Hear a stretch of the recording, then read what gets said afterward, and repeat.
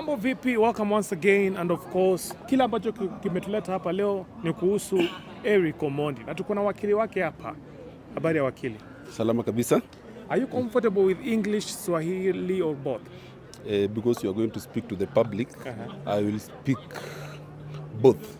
Yeah, so that we are able to tell the public on what is happening. Yeah. And Bwana Wakili, yesterday, comedian Eric Omondi was apprehended at the Jomo Kenyatta International Airport. Please tell us what's really happening with the comedian. Okay, Eric Omondi was alikuwa na they were launching Skyward Air Nairobi, Dar es Salaam. Yes, and immediately after the launch, there was a stop, or they were supposed to travel to Dar es Salaam. Then before he boarded the plane, I found a stop order that he shouldn't travel. So I was like, what is the problem? Then immediately he was arrested, and he didn't travel to Dar. Akapelekwa DCI headquarters without knowing what was happening. Yeah. You were given the reason why he was arrested? No, he wasn't given the reason at that point in time. He was just told he can't travel, he can't go anywhere, hakuna mahali anafaa kuenda, because the DCI has put a stop order. He shouldn't travel. Yeah. And right now Eric is still in cell hapa Central. You've tried to follow up, umekuwa pale mpaka usiku, and maybe kuna watu wangependa kujua ni nini imemweka pale ama mbona wamemkeep for that long? So actually he arrived at the DCR about 1 or 2 thereabout and called me immediately. So when I went there, I found him being interrogated, and the claims that were being raised there were that he's being interrogated or being suspected for money laundering. So we were like, money laundering? Okay, is there any claim? So they questioned him throughout. They asked him questions about his bank accounts, how he makes money, what he does and all that. Asked questions about people that he relates with, like Kina Jimmy Wanjigi, and if they find him and all that. But it was very clear. Eric does the business of marketing, you see this. So Jimmy Wanjigi and the rest of the guys are just his clients whom they did a transaction, and that came to an end. So there was really nothing that it was like a fishing expedition. They wanted to find out exactly if he is being funded or whatever he does. Yeah. And so umesema kwamba he was being interrogated in connection with money laundering. Ukiangalia vile Eric Omondi amekuwa akiishi, what can you tell about where he gets his daily bread? You know, Eric Omondi, and the reason why there's a bit of suspicion on how, or the government is uncomfortable about how he operates, is that Eric Omondi wears mostly 3 caps. He's a philanthropist, he's a comedian artist, and he's an activist. So the aspect of being a philanthropist makes the government feel like he's making so much money when he helps people. Because of course the government does not help people. So it's Eric who helps people. So those small things that he does collects money. So I think they had an opinion like probably there are people from outside the country or politicians who are not in line with the current government who are funding him. But that was very clear. He does not have any accounts for those money. What he does is he identifies a person, he popularizes the issue, and then people send money directly to the affected person. There's no point where Eric has received money for himself. So that is the aspect of philanthropy that he uses. On the issue of activism, Eric does his activism by himself and with a very low budget. There's nowhere where Eric has done has even mobilized people with using monies of up to 100 or 200,000 or thereabout. Nowhere. He said every time, and he explained it very clear that if you see any of his activism, it's always that he's either alone or ameenda kununua mboga. How much is mboga? Gunia mboga kwenda kumboga kwa parliament. That is about 1,000 or 2,000 shillings. So but that's what he does. And the other part of activism, all of us know Eric is an entertainer. And from his entertainment, that's where he gets his job, like the Skyward Express launch, Sunvit, there's this one that he launched a few days ago. I can't remember, but there are several. Sparkle and many other things. So people give him jobs, and that's how he earns. But you see, if you look at it from outside, the government feels like, this guy might be receiving some extra money elsewhere. Nowhere. They checked their accounts. There's no way Eric has received even $1 million shillings for the last 1 year directly to his accounts or any accounts associated with him. Nowhere. So all these are just, I think, a plan to frustrate him. And once he got, transferred from the DCI headquarters, he was taken to the Central. Currently, he's still in Central Police Station. And have you tried, giving him a cash bail and all that? What's happening? The issue here was that when they could not find anything to associate him with money laundering, then the strategy changed. Almost at about 6 or 6:30, you were like, oh, everything has been done. In fact, they took his phone. So for purposes of forensics and all that, we say, that's okay. You want to take the phone for forensics? That's okay. But see, they didn't find anything for purposes of what? Of money laundering. So what they did is, things changed immediately at about 6, and we were like, the DCI Parliament has been looking for you, so we need to take you to Central Police Station so that we can just have a conversation, then you leave. And we were like, hey, I was telling it, now this is a problem. We were not told about this issue the whole time. The issue was about money laundering. They found nothing in your accounts. They found nothing that you said that incriminates you for money laundering. What's the new issue about now going to Central Police Station? So, of course, we drove together, went to Central Police Station. When we arrived, we were told that there's an instruction that Eric had been arrested earlier for demonstrating earlier in Parliament, and he was issued with a cash bail.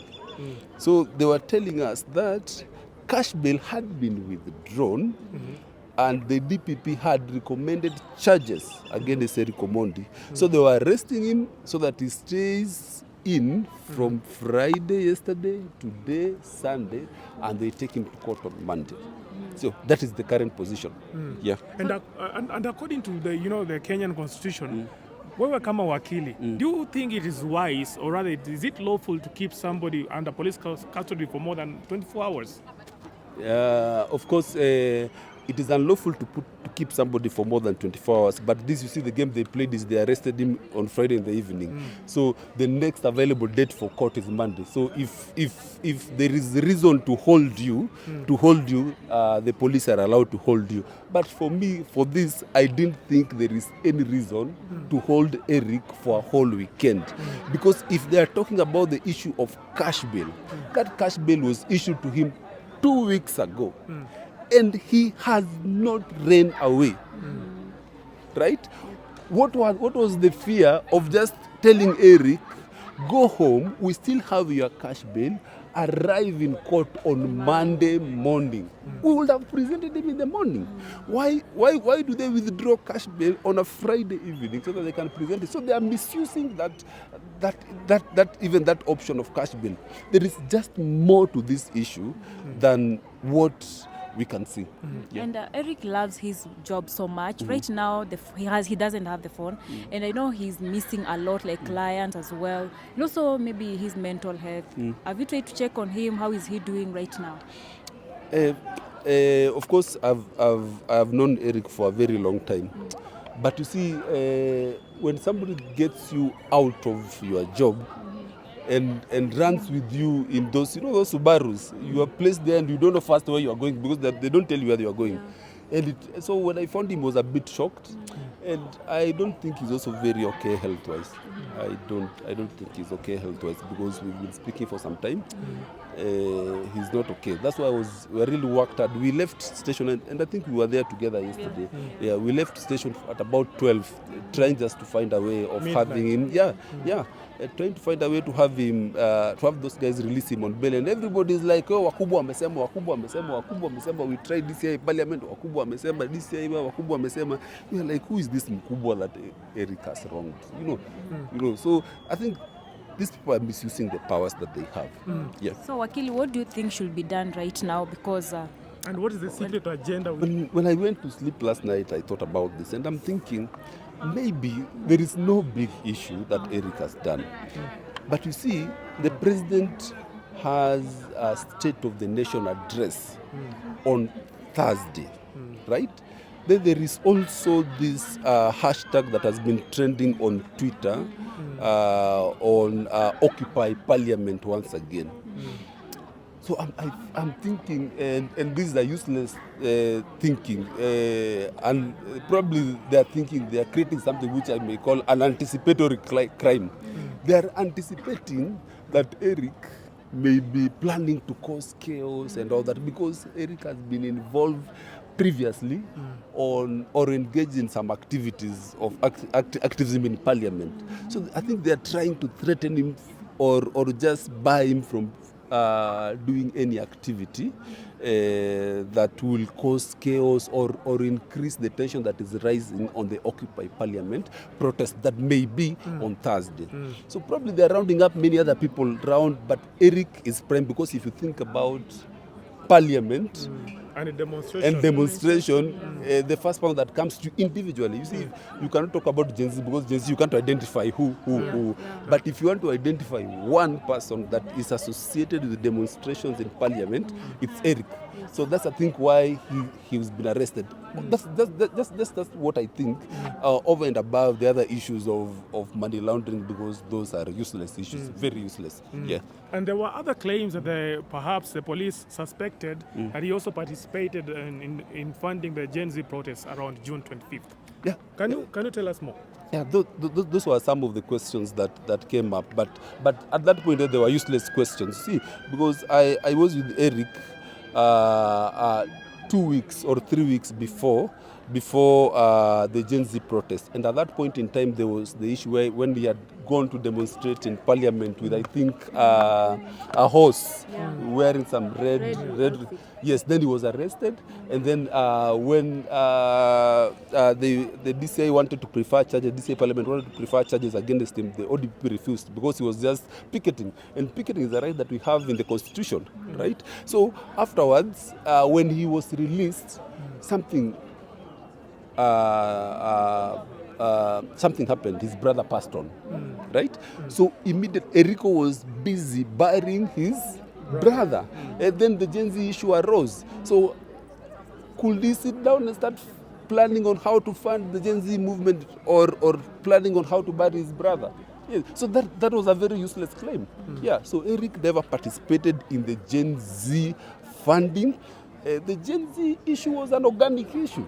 Yes, it was just a rising crescendo. The government didn't read the mood of the moment, and it rose until it. So they cannot begin to blame it on anybody. Yes. Yeah.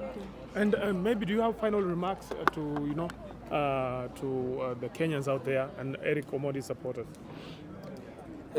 Every Eric Omondi supporter that is there, kindly stand with him at this moment. He's not okay, he's not well. Just wherever you are, you can push in an hashtag to have Eric Omondi released. Yes, let them release Eric Omondi. There is nothing they are holding him for. There is no reason he's not been found to have done money laundering. He has a cash bail. He can go to Parliament. Let them release him. Release Eric Omondi. Yeah. And there's this final question. Yes. And of course, Eric Omondi being an influential person in the country, yes, there would be attempts of trying to buy him, or rather to buy his silence while criticizing the government. Has there been any efforts to buy the comedian, maybe from major politicians like the Kenya Kwanza government, or even the former deputy president? You know Eric Omondi will not buy such shit. Yes, Eric is somebody who has his own stand. He knows what he wants. He does not need money. He's satisfied with whatever small he gets. He's okay with activism. That is his duty as a citizen, which all of us have. And you see, all of us should be thanking Eric Omondi. People who make money and don't want to go into the civic duty of patriotism, trying to push the government to do some things that are right. If they can buy a big car and drive on a road with potholes, they are okay. Right? But Eric Omondi is doing his civic duty of patriotism and activism. And that is what he loves doing. You cannot buy him out of that. That is what we trust with him. So I know there have been many attempts to bring him down. Of course, because they can't buy him, now they're using these other antics of now kumshika, kumweka kwa jela, and also that he toes the line. But I don't think he will. He will not toe the line. Yes. Thank you. Thank you so much.